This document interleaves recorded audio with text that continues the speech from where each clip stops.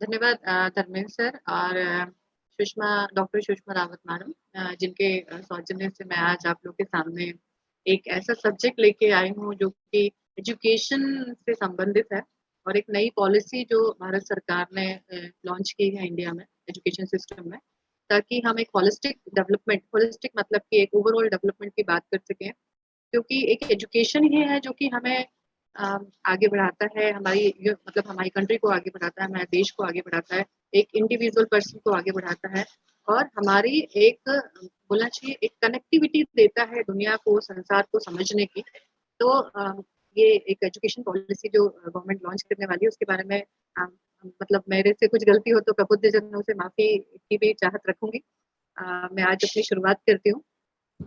सबसे पहले national education policy को स्टार्ट करने के पहले मैं थोड़ा-सा आप लोगों को अपने बोलना चाहिए हिस्ट्री में ले जाऊँगी, क्योंकि इंडिया अगर हम नेशनल एजुकेशन पॉलिसी की बात करते हैं और अगर हम एंशिएंट इंडियन एजुकेशन सिस्टम की बात नहीं करेंगे, तो नेशनल एजुकेशन पॉलिसी अधूरी रह जाती है। सबसे पहले बहुत अगर हम हज़ारों साल पीछे चले जाते हैं, तो चाहे किसी का भी महिला हो या पुरुष, सभी को एजुकेशन बराबर दिया जाता था। ऐसे बहुत सारे धर्म ग्रंथों में लिखा हुआ है और उसके बहुत सारे प्रमाण भी मौजूद हैं।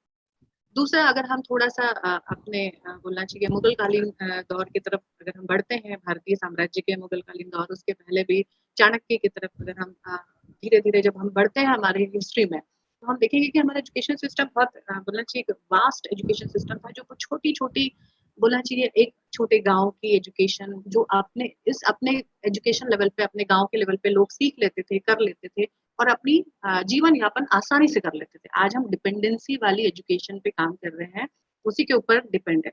बाहर की एजुकेशन लेते हैं, बाहर जाने की सोचते हैं, इंडिया के डेवलपमेंट के बारे में हमारा नॉलेज और हमारे इंडिया के हेरिटेज के बारे में, हमारी भाषा के बारे में, हमारी संस्कृति के बारे में, संस्कृत के बारे में हमारा नॉलेज ज़ीरो होता जा रहा है, क्योंकि ऐसी एजुकेशन पॉलिसी जो सरकार ने हमारे ऊपर अधोरोपित की है, उसके अंदर हम पल रहे हैं, बढ़ रहे हैं।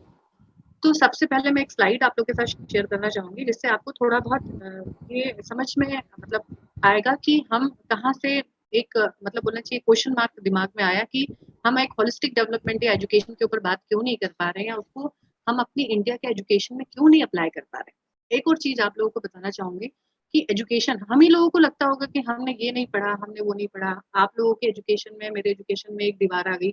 हम बहुत रटन विद्या की तरफ बढ़ते हैं, इसलिए हमें लॉर्ड मैकॉलेस चिल्ड्रन कहा जाता है। अगर आपको पता हो तो पाश्चात्य संस्कृति वाले, बाहर के देश वाले हमें लॉर्ड मैकॉलेस चिल्ड्रन कहते हैं। हम मैकॉलेस चिल्ड्रन कहलाते हैं क्योंकि हम उसकी एजुकेशन पॉलिसी को फॉलो कर रहे हैं। यहाँ पे एक मतलब बोलना चाहिए एक बहुत बड़ा बोलना चाहिए हम भी एक बहुत बड़े उपनिवेश की तरह बड़े हुए। ब्रिटिश गवर्नमेंट हमारे अंदर मतलब हम ब्रिटिश गवर्नमेंट के अंडर में रहे। उसके पहले हम जो है वो मुगल शासन के अंडर में रहे। हमारी एजुकेशन मुगल शासन में भी हमारा 70% लिटरेसी रेट था। 1700 सेंचुरी बहुत सारे रिसर्च पेपर जो एजुकेशन के ऊपर पब्लिश हुए हैं। आप चाहें तो गूगल स्कॉलर पे जाके सर्च कर सकते हैं नेशनल एजुकेशन पॉलिसी या literacy rate in India and 17th century और 18th century. Before the Britishers Indian का लिटरेसी रेट जो था, ब्रिटेन का जो लिटरेसी रेट था वो 12% था और इंडिया का जो लिटरेसी रेट था वो 70% था। अगर आप लोगों को इसके बारे में पता हो तो बहुत सारे रिसर्च पेपर पब्लिश हो चुके हैं, ऑथराइज भी हो चुके हैं, गवर्नमेंट ने भी उसको अप्रूव कर दिया है। हम 70% लिटरेसी रेट पे थे और ब्रिटेन केवल 12% लिटरेसी रेट पे था। 18th सेंचुरी के पहले 17th सेंचुरी में वहाँ 50% वुमेन्स जो थी ब्रिटेन में वो एजुकेटेड थी, लिटरेट थी और 30% मेल्स जो थे वो लिटरेट थे। धीरे धीरे धीरे उनमें भी डिटोरिएशन हुआ और वो 12% पे आके सीमित हो गए। जब हम वो इंडिया में आए, इंडिया में ऐसे बाजार के लिए, व्यापार करने के लिए आए, ट्रेडिंग के लिए आए और ट्रेडिंग के आने के बाद जब उन्होंने देखा कि ये लोग तो मतलब एक ऐसे सिस्टम के बीच में पढ़ रहे हैं जो कि फैला हुआ है। मतलब हम एक प्रॉपर एजुकेशन सिस्टम में इंडिया में नहीं था 18th सेंचुरी में। तो लॉर्ड मैकॉले यहाँ पे एजुकेशन सिस्टम डेवलप के लिए आए। तो इस बीच में एडवर्टाइजमेंट आ गया।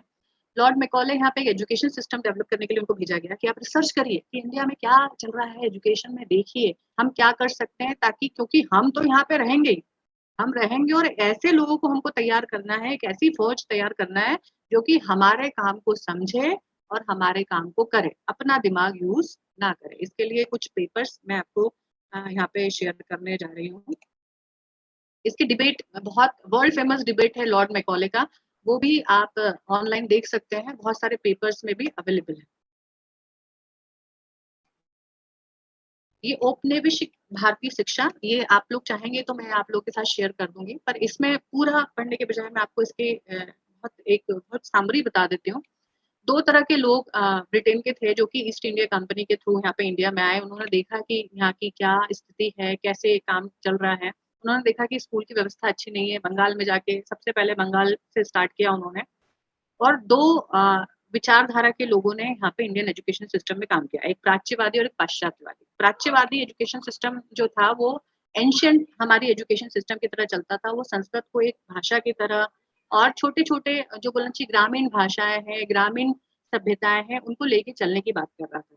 इनको बोलते हैं ओरिएंटलिस्ट, है ना। और एक होता है एगेंस्टलिस्ट। एगेंस्टलिस्ट जो होते हैं वो पाश्चात्यवादी, जिसको लॉर्ड मैकॉले इसका एक बहुत बड़ा एग्जाम्पल है।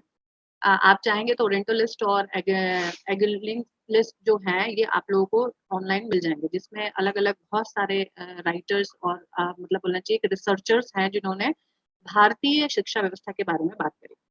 1935 में एजुकेशन सिस्टम, एक इंडियन एजुकेशन सिस्टम अध्यारोपित कर दिया गया भारत में, और बोल दिया गया कि एजुकेशन सिस्टम केवल इंग्लिश एजुकेशन एक्ट 1835 पारित किया गया, जिसके माध्यम से भारत में केवल अंग्रेजी शिक्षा को बोलना चाहिए औपचारिक तौर पे स्वीकार किया गया कि अंग्रेजी शिक्षा को भी बढ़ाया जाए, अंग्रेजी शिक्षा दी जाए, और ऐसे लोग तैयार किए जाएं जो अंग्रेजी को समझते हैं, कार्य करने के लिए व्यवहारिक उपयोग कर सकते हैं। और उनका बाहर से तो वो मैकाले स्टैंड का आपको एक यहाँ पे स्क्रीन पे दिख रहा होगा, उसका एक मानना था कि ऐसे लोगों को तैयार किया जाए, ऐसा वर्ग, अगर मैं आपको यहाँ पे स्क्रीन को थोड़ा सा हाईलाइट करके दिखा देती हूँ, ऐसा वर्ग तैयार हो जो कि खून से भारतीय हो, दिखे भारतीय, पर विचारों और नैतिकता उसमें ब्रिटिश हो जाए, ऐसी एजुकेशन सिस्टम वो यहाँ पर डाल के गए। और हम उसी एजुकेशन सिस्टम में अभी आप लोग और हम लोग इसी एजुकेशन सिस्टम में पले बढ़े हैं। तो तभी हम अपने आप को इंफीरियर, लोगों से निचला समझते हैं, क्योंकि इस तरह का एजुकेशन सिस्टम बनाया गया। Sorry, hello, am I audible? इस तरह का एजुकेशन सिस्टम बना है जी, इस तरह का एजुकेशन सिस्टम बनाया गया है मैकॉले ने कि भाई ऐसे लोग तैयार करो, ऐसी खेती करो। उसका कहना था कि ऐसी खेती करो जो कि आगे जाके ना हमारे काम आए, बस हमारे ही काम आए, इंग्लिश को समझे, इंग्लिश के लिए काम करे, इंग्लिश में कुछ नया करने के लिए तैयार हो जाए, पर अपनी जो सभ्यता, अपनी जो संस्कृति को पकड़ के हम लोग जो चल रहे थे उसको हम लोग बिल्कुल पूरी तरह से फिनिश कर दे, ऐसा मैकॉले का कहना था। इसके लिए बहुत सारे लेटर्स आप लोग को ऑनलाइन दिखते होंगे, पर वो फेक है। उसना एक डिबेट था उसका, लॉर्ड विलियम्स का और लॉर्ड मैकॉले का, जिसने education system, India education system के ऊपर 1831 में डिबेट स्टार्ट हुआ था, जो 1835 में, क्योंकि लॉर्ड मैकॉले ने डिबेट जीत लिया, तो लॉर्ड मैकॉले का लॉ इंडिया में लागू हो गया, और उसी एजुकेशन पद्धति में हम चलते हैं, और हम लॉर्ड मैकॉलेस चिल्ड्रन कहलाते हैं, क्योंकि हमने रटन विद्या की तरह एजुकेशन पाई है। और वैसे क्योंकि गवर्नमेंट ने ऐसा ऐसा अप्लाई किया है, तो हम भी वैसे ही एजुकेशन सिस्टम में चलते आ रहे हैं। अब आपको थोड़ा सा और पीछे ले जाती हूँ, तो हम थोड़े गुरुकुल सिस्टम के तरफ थोड़ी सी बात करेंगे। एक छोटी सी और मेरे पास बोलना चाहिए है, जो कि ऑथेंटिक जगह पे से है। एक मैं लेटर आप लोगों के साथ शो कर रही हूँ। How Gurukul got close and learning ends, है ना। ये शुरुआत थी जो कि बहुत तरह की विद्याएं हमारे गुरुकुल में सिखाई जाती थी।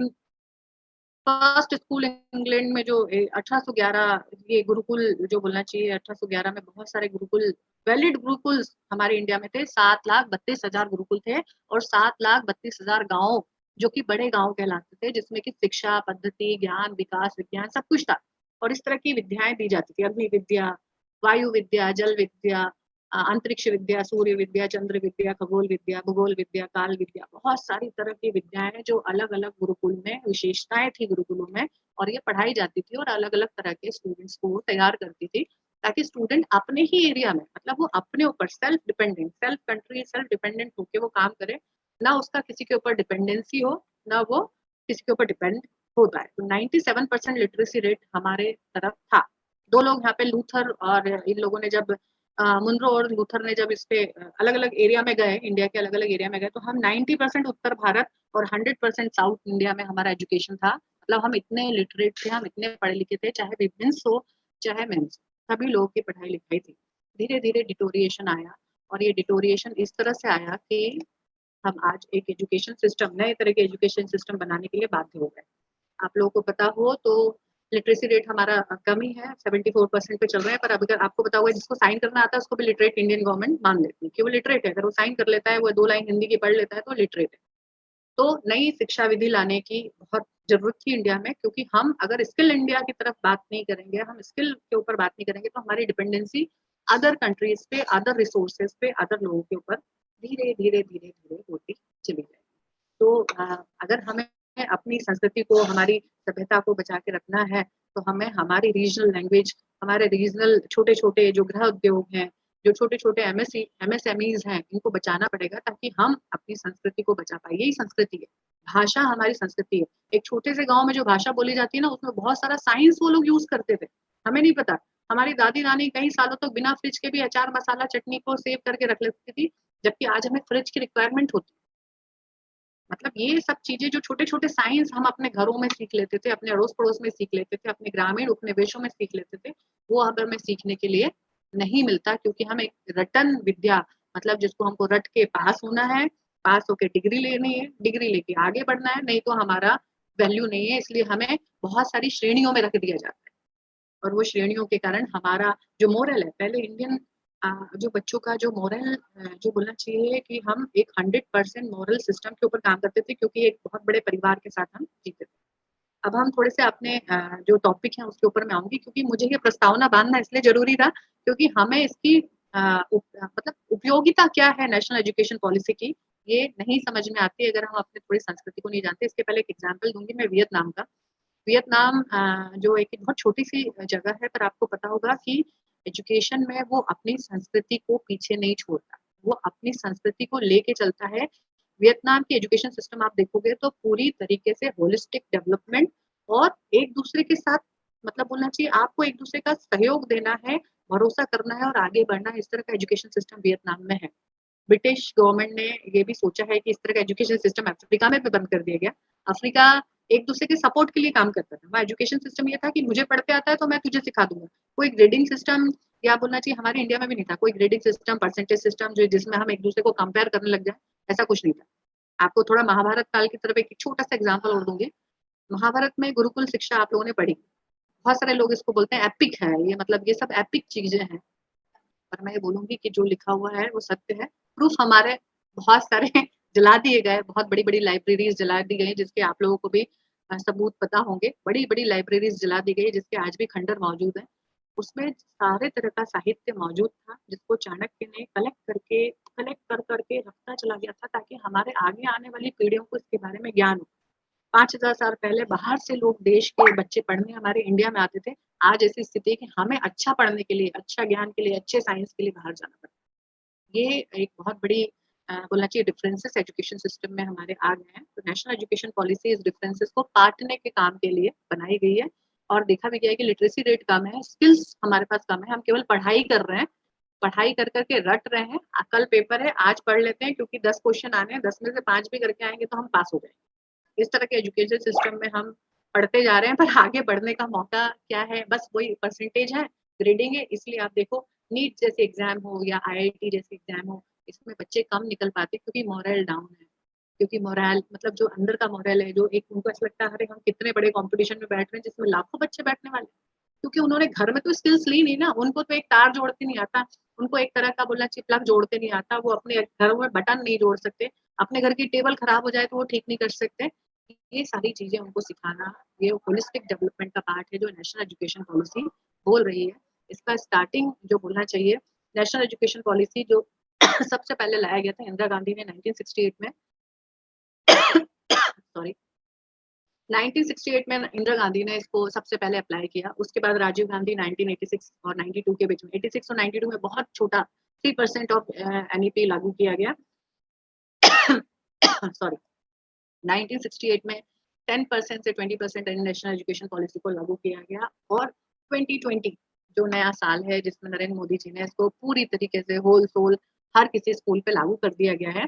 पर लागू होते होते, इम्प्लीमेंट होते होते थोड़ा सा टाइम जरूर लगेगा। टाइम इसलिए लगेगा क्योंकि एक बहुत बड़ी पॉलिसी है और एक बहुत बड़े सिस्टम को बदलना है। पहले एजुकेशन एमएचआरडी में आता था, है ना? जो एमएचआरडी डिपार्टमेंट था उसमें एजुकेशन एक छोटा-सा पार्ट था। अभी पूरे एमएचआरडी को बदल दिया गया है, ह्यूमन रिसोर्स डेवलपमेंट नहीं है, हम रिसोर्स नहीं है, हम तो भारत की आत्मा है। हर एक ह्यूमन बीइंग, आप चाइना को देख लीजिए, वियतनाम को देख लीजिए, तिब्बत को देख लीजिए, अमेरिका को देख लीजिए, ह्यूमन को एज़ बोलना चाहिए एसेट तो है ये, पर ये उसकी आत्मा है उस शहर की, उस कंट्री की, उस देश की। अगर हम आत्मा ही को हम रिसोर्स बना देंगे कि भई हमारे बिना कुछ नहीं हो सकता, तो फिर तो आप कंट्री के लिए काम नहीं कर रहे हो, आप अपने लिए काम कर रहे हो। हमें नेशनल एजुकेशन पॉलिसी इस तरह से अप्लाई करनी है कि आगे हमारी ग्रोथ हो, हमारी ग्रोथ हो, है ना? हमारी ग्रोथ मतलब हम सबकी, है ना? वसुधैव कुटुंबकम, अभी तो नारा आप लोगों ने सुना ही होगा। हम सभी की विश्व की बोलना चाहिए विजय की बात हम लोग करते हैं।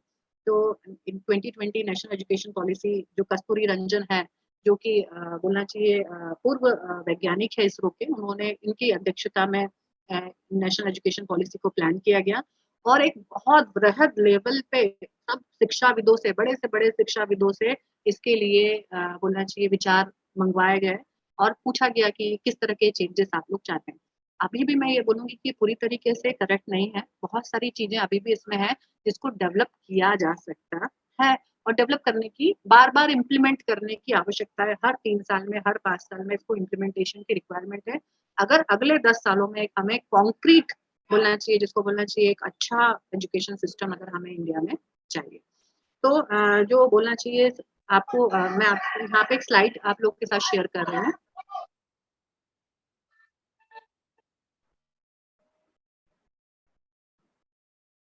हाँ, एक स्लाइड में 2 मिनट में शेयर कर रही हूँ आपको।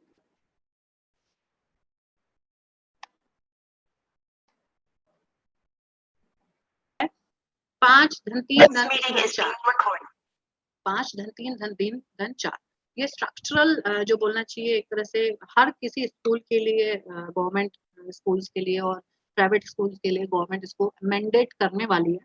धीरे-धीरे मैंडेट होगा, हर जगह अप्लाई करना एकदम से मुश्किल है। तो गवर्नमेंट स्कूल में मैंडेट कर दिया गया है।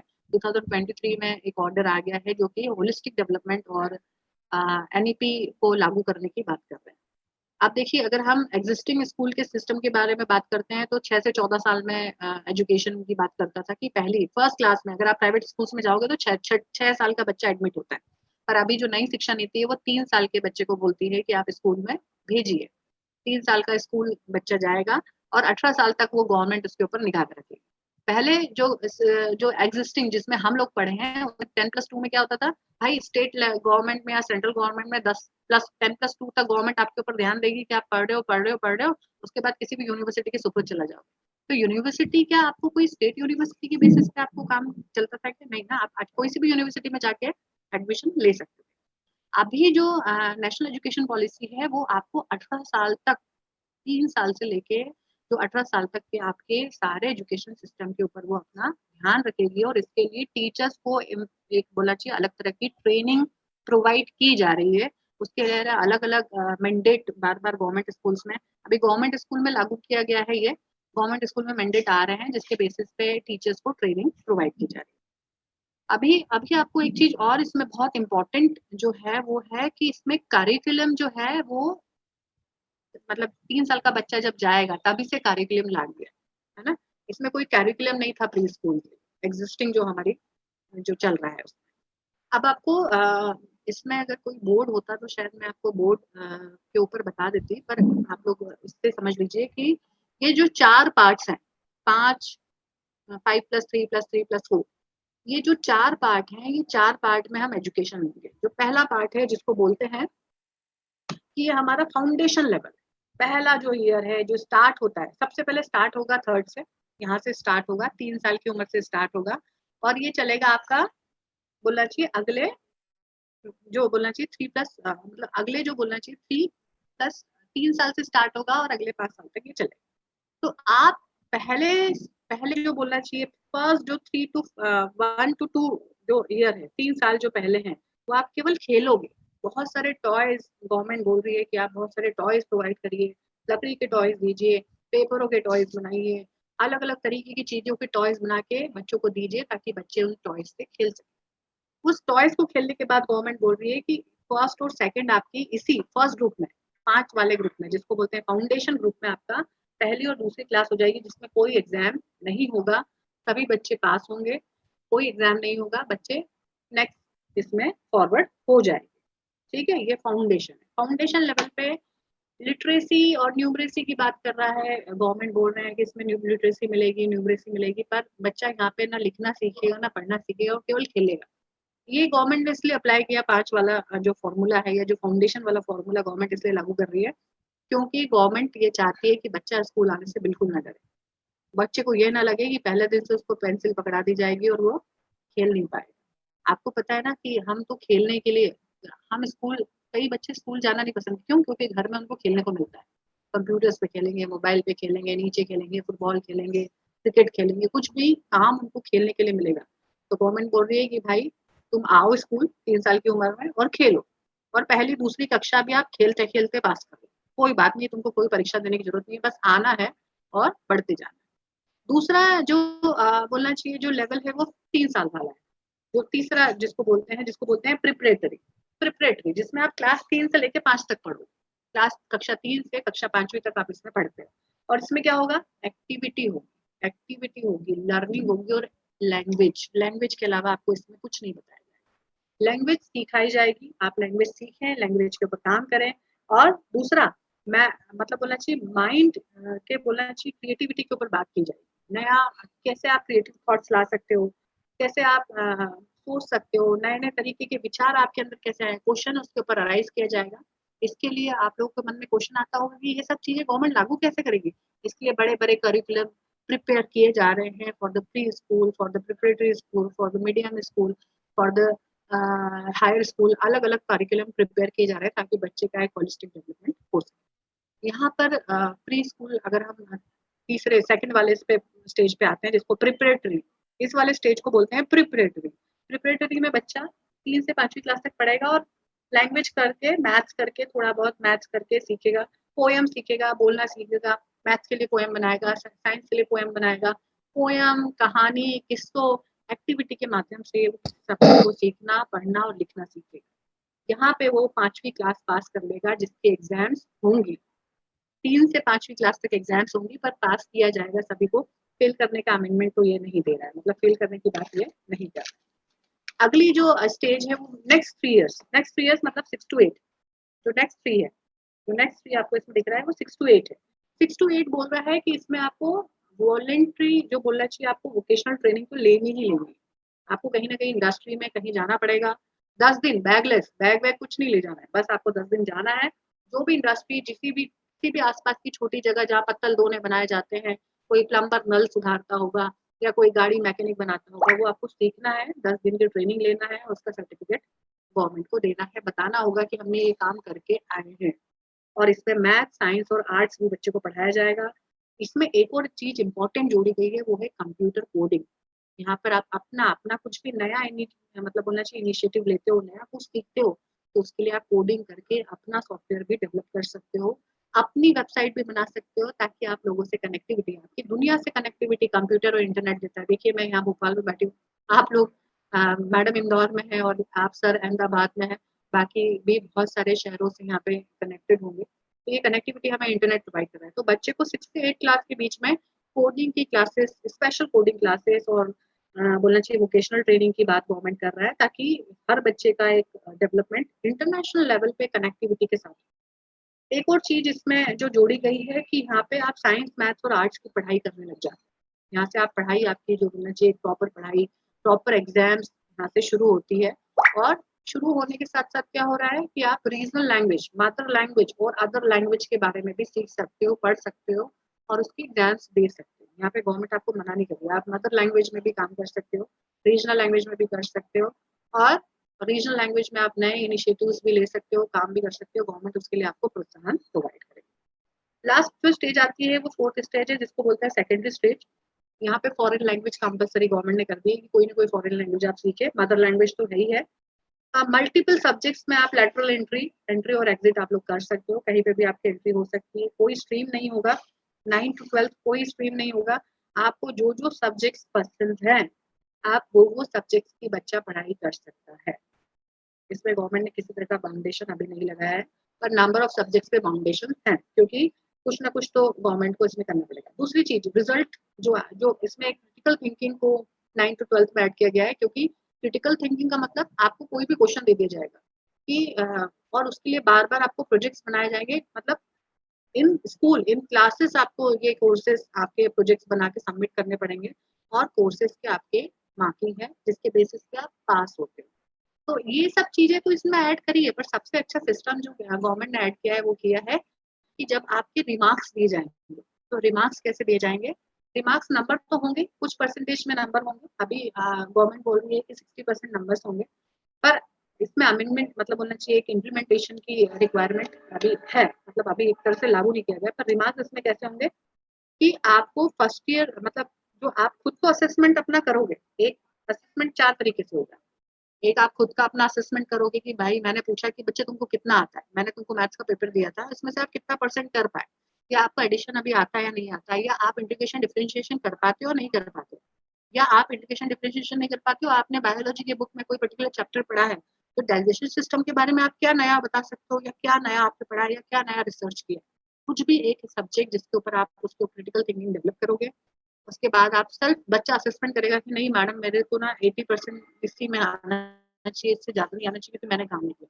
एक सेल्फ असेसमेंट होगा, उसके बिहेवियर का, उसके एजुकेशन का, उसके प्रोजेक्ट्स का, एवरीथिंग जो वो 9 से लेके 12वीं कक्षा तक करता है। सेल्फ असेसमेंट के बाद होगा एक फ्रेंड्स असेसमेंट, जो उसके क्लासमेट्स हैं, जो उसके कलीग्स हैं, वो भी उसका असेसमेंट करेंगे कि इसका कैसा है, ये कैसे काम करता था, इसने कितने आवर्स अपने प्रोजेक्ट्स में लगाए हैं, क्योंकि एक फ्रेंड है जो आपका पर्टिकुलरली अच्छा असेसमेंट दे सकता है, जो रियल और ट्रू असेसमेंट दे सकता है। थर्ड असेसमेंट होगा, वो होंगे मार्क्स। और फोर्थ असेसमेंट होगा टीचर, क्योंकि टीचर भी आपको देख रहा है कि भाई बच्चा कैसे कर रहा है। अब एज अ बीइंग टीचर मैं मुझे पता है कि बहुत सारे रिस्ट्रिक्शंस हमारे साथ में आ जाते हैं। कई बच्चे हमें लगते हैं कि भाई इसको पढ़ाई नहीं आती है, ये समझ नहीं पा रहा है, मेरा subject economics, I I am a lecturer of economics, मेरा सब्जेक्ट इकोनॉमिक्स है, मुझे लगता है बच्चों को इकोनॉमिक्स नहीं समझ में, इसको डिमांड सप्लाई नहीं समझ में, इसको ग्राफ्स नहीं समझ में। पर वही बच्चा other than the presentations and communications and journalism में बेस्ट है, बहुत अच्छा करके बताता है, बहुत अच्छी वीडियो एडिटिंग और वीडियोग्राफिक्स करता है, बहुत अच्छी फोटो क्लिक करता है, बहुत अच्छे से बोलना चाहिए वो रिप्रेजेंट करता है किसी भी टॉपिक को, पर उसको इकोनॉमिक्स नहीं है। तो मैं क्या इस बेसिस पे क्या बच्चे की मार्किंग या ग्रेडिंग कम कर दूंगी? नहीं। होलिस्टिक डेवलपमेंट यहाँ पे गवर्नमेंट की एजुकेशन पॉलिसी बोलती है कि बच्चे का असेसमेंट जब फाइनल असेसमेंट होगा, वो सेल्फ, टीचर, मार्क्स और फ्रेंड्स असेसमेंट के बेसिस पे होगा, जिसके बेसिस पे उसको असेस किया जाएगा, ग्रेडिंग नहीं दी जाएगी, केवल असेसमेंट दिया जाएगा कि ये बच्चा क्या है। ये असेसमेंट प्रोवाइड करेगी नेशनल एजुकेशन पॉलिसी। इसके अलावा गवर्नमेंट बोल रही है कि अगर आप असेसमेंट देते हैं, बच्चा सेल्फ असेसमेंट करता है, 4 कैटेगरीज में जब आप असेसमेंट करते हो तो आपका एक ट्रू असेसमेंट सामने आता है। तो आपको ना सब्जेक्ट्स बार है, ना आपके पास कोई ऐसा है कि आप किसी पर्टिकुलर सब्जेक्ट में उलझ गए, भाई पढ़ते पढ़ते समझ में आया कि इकोनॉमिक्स नहीं आता है, मुझे तो बहुत अच्छे से अकाउंट समझ में आता है। तो ये ऑप्शन गवर्नमेंट अभी आपके स्कूल्स में प्रोवाइड कर रही है, बहुत धीरे से अप्लाई होगा। बहुत डिफिकल्ट चीज है, क्योंकि मैं खुद एजुकेशन सिस्टम में, मुझे पता है कि जब हमने नेशनल एजुकेशन पॉलिसी में बीकॉम ऑनर्स हमारे यूनिवर्सिटी में ओपन किया है, तो बच्चों को समझ में नहीं आ रहा है कि हम 4 साल का बीकॉम कैसे करें। अभी हम थोड़ा स्कूल एजुकेशन के बारे में हम बात कर रहे थे, मैं आपको कॉलेज के बारे में भी थोड़ा मैं थोड़ा फास्ट बता रही हूँ, मुझे पता है। पर क्योंकि नेशनल एजुकेशन पॉलिसी थोड़े से में समझ में आना या उसको अप्लाई करना बहुत डिफिकल्ट है, क्योंकि हम पिछले 3 सालों से इस पे काम करते जा रहे हैं। बहुत समझना पड़ा, बहुत करना पड़ा। ये पीपीटी बनाते समय मुझे मुझे पता है, ये पीपीटी बनाई है, मुझे बहुत लंबा समय इस पीपीटी को बनाने में लगा है। अभी एक चीज, अभी मैं इसमें एक चीज और ऐड करूंगी कि ये जो नेशनल एजुकेशन पॉलिसी है, ये मदर टंग, ये जो आपकी पहली लैंग्वेज है और जो आपकी रीजनल लैंग्वेज है, जैसे मेरी मदर टंग मतलब हिंदी है, और रीजनल लैंग्वेज जो मैं जिस रीजन से बिलोंग करती हूँ, जैसे मैं, मेरी पढ़ाई इनिशियल लेवल पे खरगोन में हुई, फिर मालवा में हुई, पहले निमाड़ में थी, फिर मैं मालवा में आ गई। दो अलग अलग लैंग्वेज में जब मैंने पढ़ना शुरू किया, अगर मैं लैंग्वेज को समझती हूँ उस एरिया के, तो उस एरिया के बहुत सारी चीजों को, मतलब बोलना चाहिए लोगों के बिहेवियर को, लोगों के असेसमेंट को मैं अच्छे से समझ सकती हूँ, वो लोग कैसे काम करते हैं उस पर्टिकुलर एनवायरनमेंट में, वो कैसे रहते हैं, अपनी खेती कैसे करते हैं, खेती करने के लिए वो क्या क्या यूज करते हैं, क्या यूज नहीं करते हैं, किस किस एनवायरनमेंट के लिए क्या चीजें जरूरी है, अगर मैं इंग्लिश में जाके एक खरगोन में, निमाड़ में रहने वाले व्यक्ति से बात करूँ तो क्या उसको समझ में आएगा क्या? नहीं समझ में आएगा। वो अपनी खेती के बारे में पूरी जानकारी मुझे नहीं दे पाएगा। पर अगर मैं उसकी रीजनल लैंग्वेज में उससे निमाड़ी में बात करके पूछती हूँ, तो मुझे पूरी जानकारी देगा, उसको लगेगा हाँ भाई ये मेरी जैसी है, तो मेरी भाषा समझ में आ रही है, तो वो मुझे सारा ज्ञान बताएगा कि मैंने अपनी खेती कैसे करी है और मैं कितनी खेती इसमें बढ़ा सकता हूँ और मैं क्या-क्या कर सकता हूँ। और मैं भी उसको अपनी रीजनल लैंग्वेज में सिखा सकती हूँ। तो national education policy regional language, एक फॉरेन लैंग्वेज, मदर टंग के ऊपर बहुत इसका बोलना चाहिए, एक तरह से इम्पैक्ट मतलब होना चाहिए, फोर्सफुली बोल रहा है कि इस तरह की चीज़ों को टीचर्स इम्प्लीमेंट करें, क्योंकि प्रॉब्लम स्टार्ट होगी नेशनल एजुकेशन पॉलिसी तो लागू हो जाएगी, प्रॉब्लम स्टार्ट होगी हमसे। हम एक बहुत धर्रे वाली पढ़ाई से निकले हैं और एक बिल्कुल ही एक नए तरह के एजुकेशन में हम अब जब आएँगे ना, तो हमारे लिए सबसे बड़ी डिफ़िकल्टी हम टीचर्स के लिए होगी, चाहे वो स्कूल टीचर्स हों, चाहे कॉलेज के हम प्रोफ़ेसर या लेक्चरर्स हों। हमारे लिए ये एक प्रॉब्लम एरिया है, जिसमें हमें गवर्नमेंट में बहुत सारे लेटर्स मैंने भी डाले हैं इसके लिए, बहुत सारे मेल्स किए हैं कि टीचर्स ट्रेनिंग प्रोवाइड की जाए। अगर आप किसी तरह का करिकुलम बनाते हैं, तो उस करिकुलम में टीचर्स को ट्रेनिंग दी जाए और टीचर से फीडबैक लिया जाए कि इसमें और क्या इम्प्लीमेंट हो सकता है और क्या हटाया जा सकता है। ये चीज़ मैं अपनी तरफ से मतलब मुझे ऐसा लगता है कि ये एक एनईपी का थोड़ा-सा लैक है, यहाँ पे एनईपी थोड़ा-सा पिछड़ रहा है। क्योंकि जब तक हम ट्रेन नहीं होंगे, हम बच्चे को कैसे ट्रेन कर पाएँगे? हमारे पास ट्रेनिंग नहीं है, पर हम बच्चे को ट्रेन कर सकते हैं क्या? ये एक बहुत बड़ी मुश्किल अभी एनईपी के साथ है। तो ये स्कूल लेवल पे मैंने बताया। स्कूल लेवल पे 5+3+3+4 इस तरह का सिस्टम चलेगा स्कूल लेवल पे। तो अब क्या गवर्नमेंट छोड़ देगी कि भाई अब आपको जहाँ पे भी एडमिशन लेना है आप चले जाओ। ये जो मैंने आपको जितना ही बताया ना फर्स्ट टू 6th ग्रेड तक के लिए और coding classes from the 6th और टेक्नोलॉजी एजुकेशन प्लानिंग कहाँ से स्टार्ट हो रहा है, लर्निंग कहाँ से, असेसमेंट कहाँ से, बोर्ड के लिए जो भी है, ये सब चीज़ें इसमें रिमार्क्स के साथ अवेलेबल हैं। आप मैं ये पीपीटी आप लोगों के साथ शेयर कर दूँगी ग्रुप पे। आप लोग ज़रूर देखें।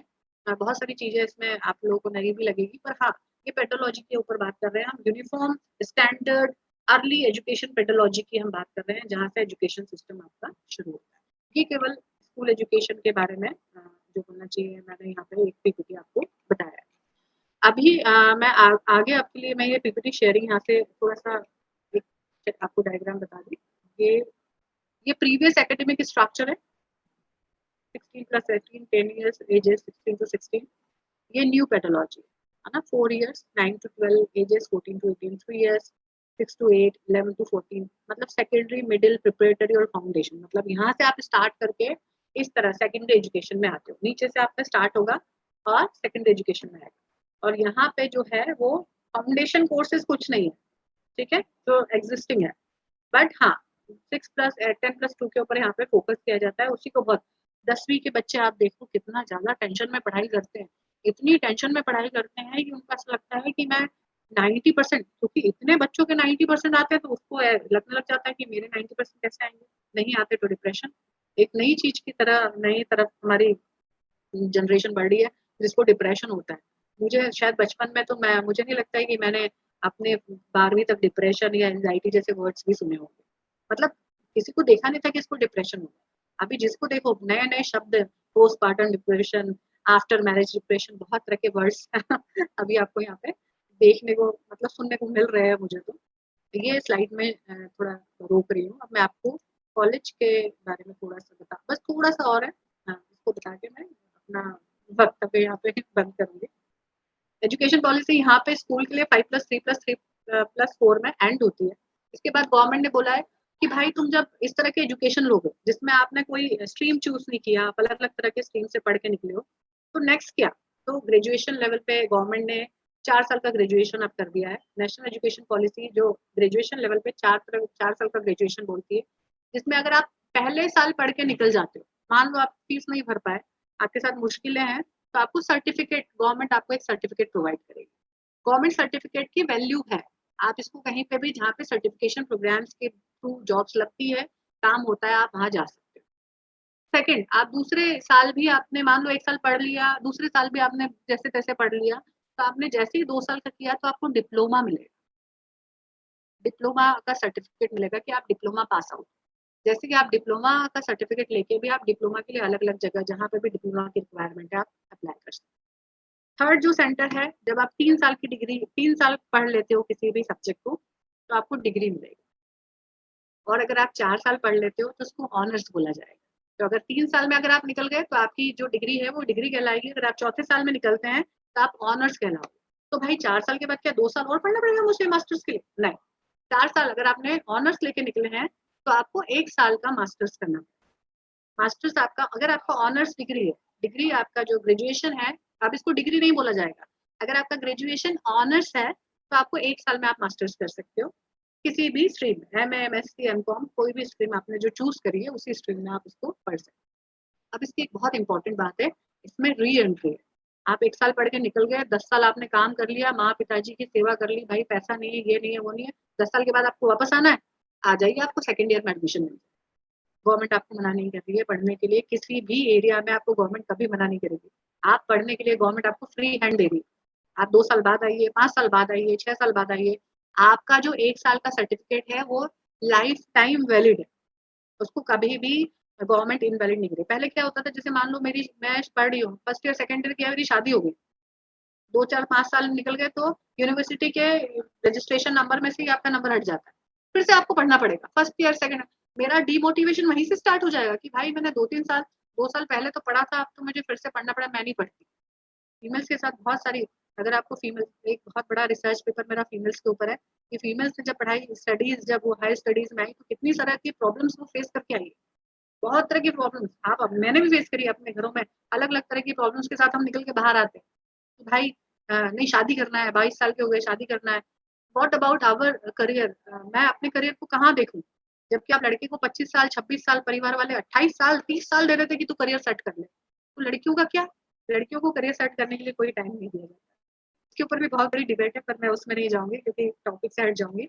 टॉपिक पे अगर हम बात करें तो 4 साल आप करते हैं तो आप बोलना चाहिए आपको एक तरह से ये मिल जाता है, ग्रेजुएशन मिल जाता है, पर ग्रेजुएशन ऑनर्स मिलता है, उसके आपकी डिग्री पे लिखा रहेगा ग्रेजुएशन ऑनर्स।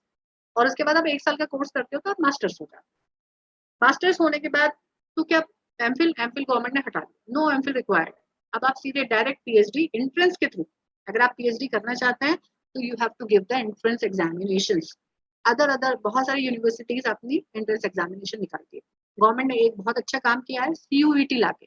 पहले क्या होता था, मुझे एक अच्छी यूनिवर्सिटी में एडमिशन लेना है तो मुझे उस स्टेट के साथ, उस एरिया के साथ मेरी एक अलग तरह की फाइट होती थी, क्योंकि मैं तो यूनिवर्सिटीज जानती नहीं। अभी एक पोर्टल है, आपको सारी पूरे भारत की यूनिवर्सिटीज वहाँ पे है, अवेलेबल है।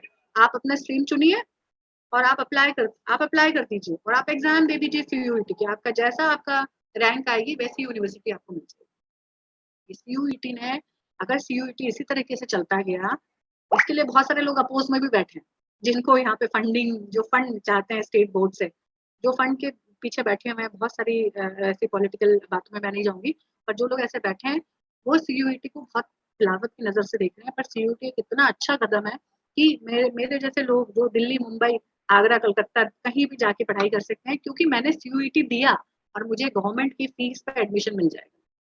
मुझे कोई एक अलग तरह की एग्जाम देने की रिक्वायरमेंट नहीं है। एक पोर्टल पे मुझे सारी जानकारी अवेलेबल है। इसीलिए 6 क्लास से गवर्नमेंट बोल रही है, छठी क्लास से बच्चे को कंप्यूटर का ज्ञान दीजिए।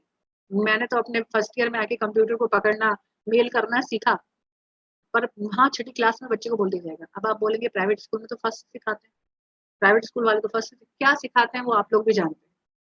4 बच्चों को एक डेस्कटॉप पे बिठा दिया जाता है, क्योंकि आपके घर में कंप्यूटर्स अवेलेबल है। हमारे हम मैं बोलूँ हमारे भगवान की नेमत है हमारे ऊपर, हम रिसोर्सफुल है, हमारा बच्चा लैपटॉप और कंप्यूटर्स के साथ, मोबाइल के साथ पड़ा हुआ है, पर आज भी 30-40% पीपल्स ऐसे हैं जिनके यहाँ लैपटॉप कंप्यूटर्स नहीं है।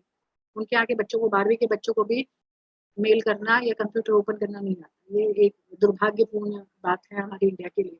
एक बहुत बड़ी जनरेशन जो है वो इससे अभी दूर है, बहुत बड़ी जनरेशन। तो नेशनल एजुकेशन पॉलिसी हर छोटी से छोटी स्कूल में कंप्यूटर अवेलेबल करवाएगी कि बच्चा उसको चालू करके देखे, इंटरनेट क्या है वो समझे। इसके लिए छठी क्लास से उसको कोडिंग दिया गया। कोडिंग ऐसे ही नहीं कर लेगा, इसके पहले उसको कंप्यूटर यूज करना बताया जाए।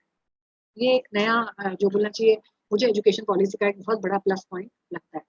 पर फिर भी मैं अपनी कुछ 2-3 नेगेटिविटी है एजुकेशन पॉलिसी के बारे में, वहां पे जाके मैं विराम देना चाहूंगी। सब एक, हाँ एक और चीज है इसमें, बहुत इंपॉर्टेंट चीज है, शायद आप लोगों को बहुत बहुत अच्छी लगे। पहले हम कोई भी इंटरनेशनल यूनिवर्सिटी को अगर इंडिया में आना होता था ना, तो उसको 50 करोड़ रुपीज का यहाँ पे मतलब बोलना चाहिए डिपॉजिट करना पड़ता, 50 करोड़। यहाँ पे डिपॉजिट करना पड़ेगा, तब जाके वो फॉरेन यूनिवर्सिटी हमारे इंडिया में आ सकती है और हमारा बच्चा उसमें एडमिशन ले सकता है। अब गवर्नमेंट ने 50 करोड़ का जो बोलना चाहिए डिपॉजिट है वो खत्म कर दिया। आप बड़ी से और केवल टॉप 50 यूनिवर्सिटीज ऑफ बोलना चाहिए पूरी दुनिया में, पूरे होल वर्ल्ड में टॉप 50 यूनिवर्सिटीज जो रैंकिंग में होगी वो ही हमारे इंडिया में आ सकती है, free of cost, no deposit required. कोई डिपॉजिट जरूरी नहीं है, केवल आपको गवर्नमेंट ऑफ इंडिया में के पोर्टल पर जाके अप्लाई करना है उस यूनिवर्सिटी को। गवर्नमेंट ऑफ इंडिया उसको फैसिलिटेट करेगी, जगह देगी, प्रोफेसर्स भी देगी, लेक्चरर्स भी देगी, करिकुलम वहाँ का होगा, अच्छे टीचर्स वहां से आते जाते रहेंगे, गवर्नमेंट उसको भी फैसिलिटेट करेगी और आप एक अच्छी हार्वर्ड जैसी यूनिवर्सिटी जो इंडिया में आ सकती है, पढ़ा सकती है, वो भी नेशनल एजुकेशन पॉलिसी इसको भी फ्रूटफुल कर रही है हम लोगों को। तो ये एक अच्छा डेवलपमेंट नेशनल एजुकेशन पॉलिसी का है जो बहुत ज्यादा बेनिफिशियल होगा अगर इसको इम्प्लीमेंट कर दिया जाए प्रॉपरली, स्टेप बाय स्टेप। बहुत टाइम लगेगा पर अगर हो जाता है तो बड़ी से बड़ी यूनिवर्सिटी आप इंडिया में देख सकते हो अगले 10 साल में। बड़ी से बड़ी यूनिवर्सिटी इंडिया में आएगी, ये 100% मेरी गारंटी, क्योंकि मैंने बहुत सारे रिसर्च पेपर अभी इसके ऊपर, universities in India and which universities want to come in India, इसके ऊपर मैंने बहुत सारा अभी आर्टिकल्स पढ़े हैं और देख रही हूँ मैं इसके ऊपर, अभी नया पेपर मेरा इसी पे आएगा। तो सारी यूनिवर्सिटीज हमें एक बोलना चाहिए फाइनेंशियल रिसोर्स की तरह देख रही है, क्योंकि हमारे यहाँ के बच्चे पढ़ना चाहते हैं, माँ बाप तो पैसा दे ही रहे हैं। आप लोग 50-50 लाख 60-60 लाख बाहर भेज देते हैं, बच्चों को 80-80 लाख दे रहे हैं। अब वो यूनिवर्सिटी यहाँ आएगी 20 लाख लेगी, तो आप क्यों नहीं भेजोगे अपने बच्चे? वहाँ के ही टीचर्स हैं, वही की तरह की पढ़ाई है, वही करिकुलम है, उसी का करिकुलम है, पर वो इंडिया में पढ़ाए, तो आप बच्चों को भेजोगे? बच्चा 1 साल यहाँ पढ़ेगा, 2 साल उनके कॉलेज में बाहर जाके पढ़ के आ जाएगा।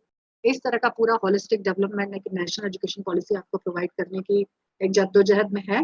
कुछ इसके नेगेटिव पॉइंट्स भी हैं। नेगेटिव पॉइंट्स में सबसे पहला पॉइंट है इंग्लिश को बोल रही है कि इसको एक डोमिनेंट लैंग्वेज से इसको हटा दिया जाए, इंग्लिश के ऊपर ज्यादा फोकस ना किया जाए। पर मैं आपको बोलूंगी कि हम 194 कंट्रीज जब हम कम्युनिकेट करते हैं तो एक इंग्लिश माध्यम है जिससे हम कम्युनिकेट कर सकते हैं, है ना, इंग्लिश एक माध्यम है। मैं जाके कहीं पे इंग्लिश में नहीं बात कर पाऊँ, अगर मान लो मुश्किल हो जाए, तो मैं अपना जो ज्ञान है मेरा, वो मेरे तक ही रह जाएगा, मेरे लैंग्वेज तक ही ले। तो एक फॉरेन लैंग्वेज के साथ साथ इंग्लिश को भी थोड़ा सा, मैं बोलूँ बहुत प्रमोट करने की रिक्वायरमेंट नहीं है, पर हाँ आप इसको डोमिनेंट लैंग्वेज से हटा नहीं सकते, क्योंकि अगर आप कम्युनिकेट करना चाहते हो तो इंग्लिश की रिक्वायरमेंट आपको इंटरनेशनल लेवल पे है। सेकेंडली गवर्नमेंट ने इसमें एक चीज जो नेगेटिव जो मुझे लगता है, हो सकता है आप लोगों को ना लगे, बहुत सेंट्रलाइज कर दिया है ना। हम स्टेट बोर्ड्स और स्टेट लेवल की एजुकेशन की बात करते थे, सेंट्रलाइज हो गया। सेंट्रलाइज होने पे डोमिनेशन सेंटर लेवल का किसी भी स्टेट के ऊपर हो सकता है, तो इसको सेंट्रलाइज तो रहे, पर इसमें बहुत सारे डिपार्टमेंट्स, छोटे डिपार्टमेंट्स जो स्टेट लेवल पे काम करें और जो सीधे डायरेक्ट रिपोर्टिंग सेंट्रल लेवल पे करें, ये एक सिस्टम इसमें डेवलप करने की रिक्वायरमेंट मुझे ऐसा लगता है कि इसमें होनी चाहिए। ये अपनी अपनी आपकी ओपिनियन हो सकती है, आप जिस तरह से एजुकेशन पॉलिसी को पढ़ते हैं अपनी ओपिनियन आप दे सकते हैं। और एक और इसमें बहुत इंपॉर्टेंट चीज है जो ऐड करना चाहिए, टीचर्स एप्टीट्यूड। आपका शिक्षक कैसा हो, कैसे पहचाने कि आपका teacher, your teacher is a best teacher, a good teacher, a good communicator, कैसे बताओगे कि आपका अच्छा टीचर है?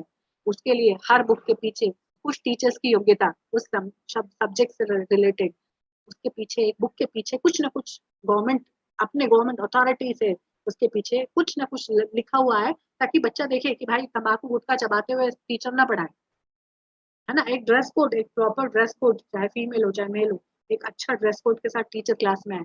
कई टीचर्स बड़े बड़े काजल, बहुत सी बिंदी, बाल ऊपर नीचे, पैंट शर्ट, अजीब से कपड़े पहन के, मतलब आप सच में वो टीचर की डिग्निटी के ऊपर क्वेश्चन मार्क हो जाता है। ऐसे टीचर्स मैं अपनी यूनिवर्सिटी में भी देखती हूँ। मैं किसी को बोलने के लिए बात, मतलब बोलने के लिए ऐसा नहीं है कि मुझे अथॉरिटी है, पर मैं एक बात बता रही हूँ कि आपका टीचर कैसा है बच्चे को बताने के लिए कुछ कोड्स ऑफ टीचर उसके बच्चे के पास होने चाहिए, ताकि छोटा बच्चा जो 5वीं 6ठी में पढ़ रहा है उसको भी पता चले गुटखा तंबाकू चबाते हुए पढ़ाए ना, है ना, गंदे अब्यूजिंग वर्ड्स वो यूज ना करें, बच्चे की बोलना चाहिए जो मेंटल ग्रोथ है उसको कम ना करें, बार बार उसको नेगेटिविटी बोल बोल के कि भाई तुमको कुछ नहीं है, तुम गधे हो, तुम मूर्ख हो, तुम नहीं कर सकते हो, इस तरह का अप्रोच यूज कर करके बच्चे का मॉरल डाउन ना करें। तीसरी चीज कि बच्चे का एप्टीट्यूड, मैं बोल रही हूँ वो बच्चा 99% वाला हर बच्चा नहीं हो सकता, 70% वाले बच्चे को भी वो ऐसा ही ट्रीट करे जैसे वो उसका अपना, है ना।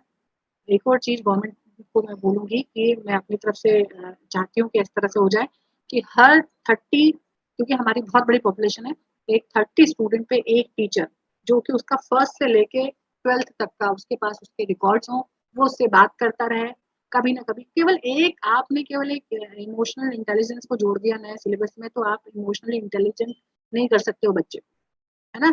हर एक बच्चे के लिए एक तरह का बोलना चाहिए, एक तरह से एक टीचर हो, या एक बोलना चाहिए एक मेंटर हो, जो कि 12 साल तक उसके साथ बैठा रहे। नहीं, आप बात मत करो, कोई ज़रूरी नहीं है, पर वो कभी न कभी आपसे बात करेगी, मैडम मैं इसके आगे क्या कर लूँ?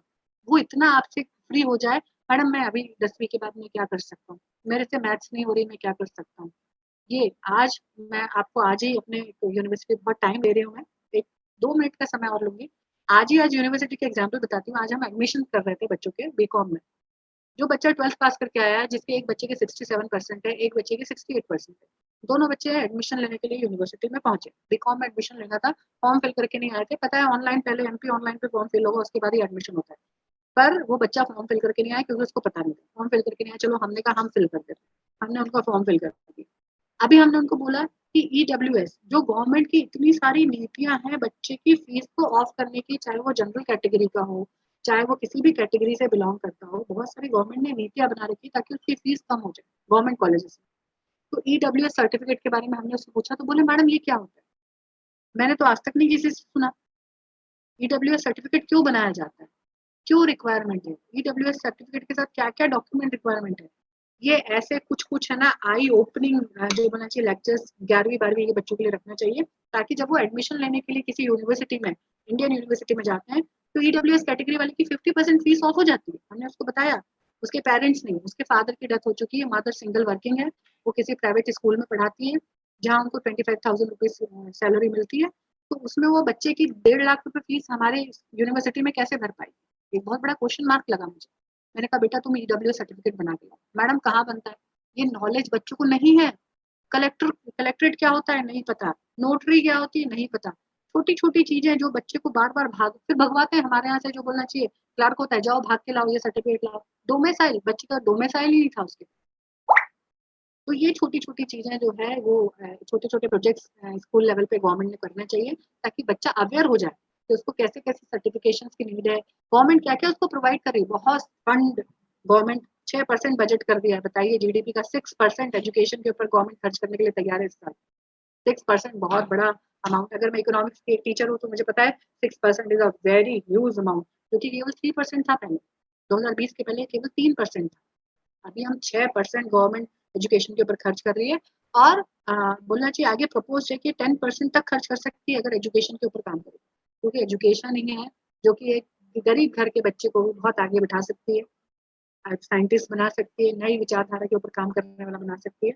एक शिक्षा एक ऐसी चीज है, एक ऐसा बंधन है, एक ऐसा डोर है जो पूरी दुनिया से हम जैसे लोगों को, स्टूडेंट्स को एक दुनिया में एक दूसरे को जोड़ता रहता है, और नए नए काम इनोवेशन करवाता रहता है। धन्यवाद। मेरी तरफ से इतना ही, जो मैं एजुकेशन पॉलिसी के बारे में आपको इतने छोटे समय में बता पाई। अगर आपके कुछ प्रश्न हो तो आप जरूर पूछ सकते हैं।